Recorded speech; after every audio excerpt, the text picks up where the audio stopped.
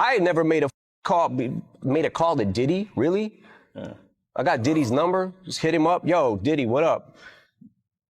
Never happened. You feel strong enough about something, then you might put a little before you say exactly. For nearly 30 years, Sean Diddy Combs built a massive empire off pressure, power moves, and influence.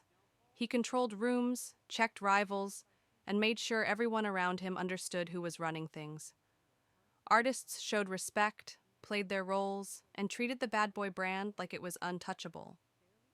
But there was one rapper he never went after.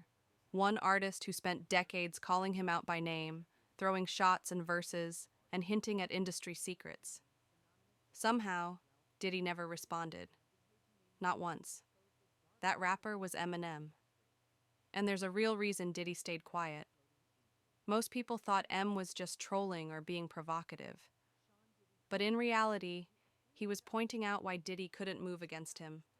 This wasn't about sales, charts, or money. This went way deeper than rap. It came down to real backing, real protection, and a level of respect you can't buy. From the circles M was connected to refusing to play industry politics, to standing firm during some of the wildest eras in hip-hop, Eminem moved differently. Add 50 Cent's loyalty into the mix, and the picture starts to make sense. Every disc, every slick line, every eerie reference wasn't random. M was making one thing clear: he wasn't someone to test. That's the real reason Diddy never came at Eminem. And once you understand it, everything you thought you knew about both of them starts to flip. Before we break it all down, you need to understand what truly made Marshall Mathers different from everyone else in the game. This was never about charts or Grammy trophies. This was about something the industry almost never says out loud: real backing. The kind you can't buy, fake, or clean up with PR. Most artists who challenge a mogul like Diddy end up feeling it fast. Careers slow down, radio support dries up, and opportunities disappear. But Eminem was different.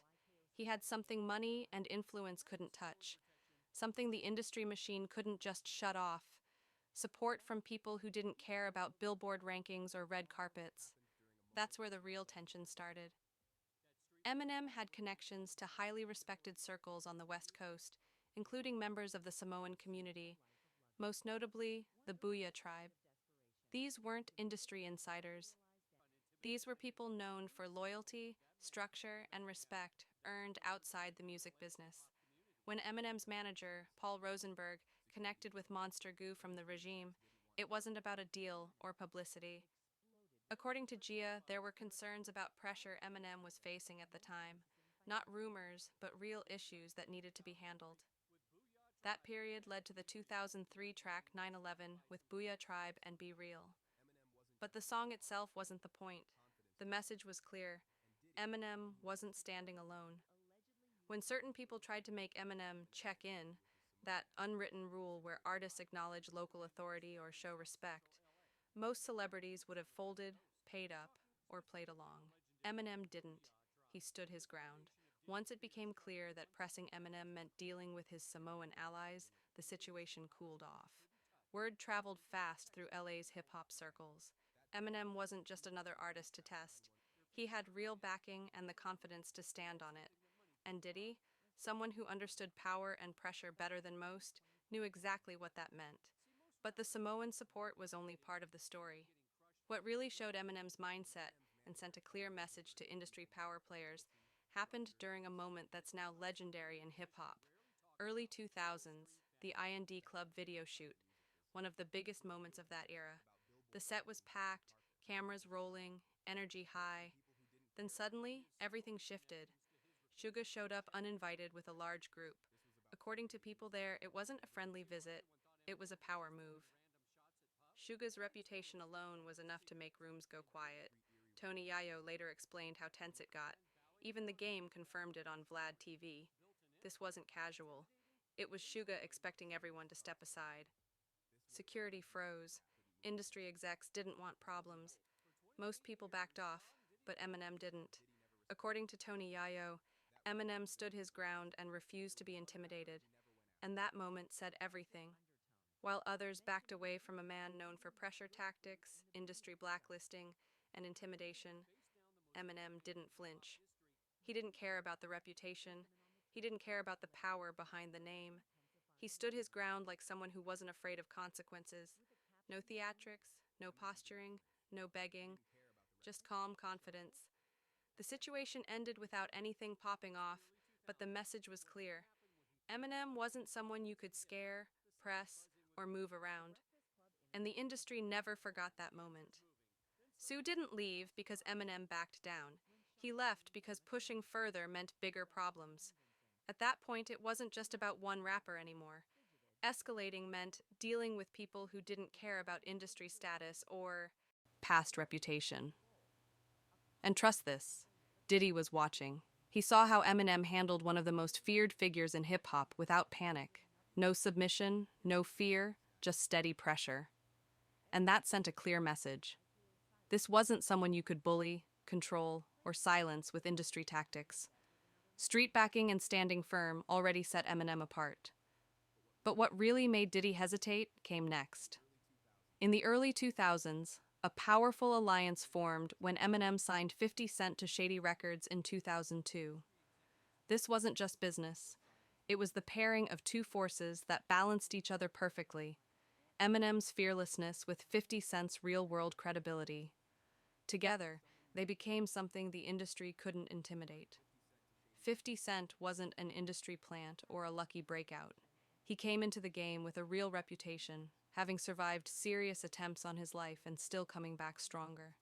He had deep roots in New York and a name built on never backing down. When he linked up with Eminem, the industry paid attention fast. The message was simple. This wasn't a duo to test. What made the alliance especially serious for someone like Diddy wasn't just influence, it was loyalty. This wasn't a mentor situation you could disrupt with money or pressure. 50 Cent respected Eminem as a person, not just an artist. That kind of loyalty can't be bought, and everyone at the top knew it. The respect went both ways. Over the years, 50 made it clear he was always ready to stand up for Eminem. Anyone coming at M wasn't dealing with one person. They were dealing with both. From public commentary to constant pressure, 50's presence worked like a shield around Eminem.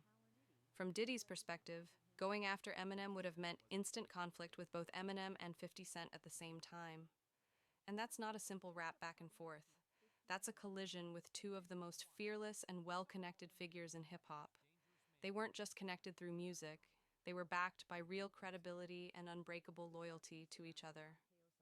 Diddy built influence using divide and pressure tactics, isolating people, cutting off support, and letting industry weight do the work. Eminem and 50 were the opposite. A solid front, no cracks, no price tag. That's what made the situation risky for Diddy.